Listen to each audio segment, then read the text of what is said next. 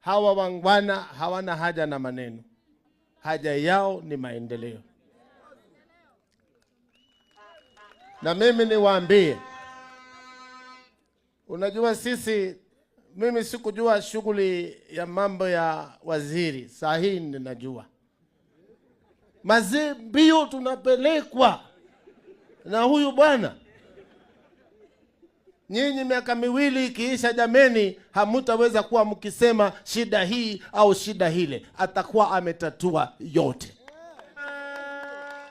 Na ndipo mnasikia akiwaambia wale wenye kupiga mdomo tu, hata wale wameajiriwa na nyinyi, ambaye amesema waende nyumbani kama hawakufanya kazi. Hata wale mheshimiwa rais wako nyumbani na wafanyi kazi, hawawezi kazi, ni kelele, wakae nyumbani bwana.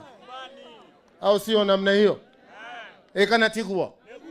Nimeamrishwa hiyo skuli 9 niweke kitu inaitwa internet ama mtandao. Masoko tuweke mtandao. Wale vijana wakukanyakanya wakanyakanya mchana na usiku kwa sababu iko mtandao.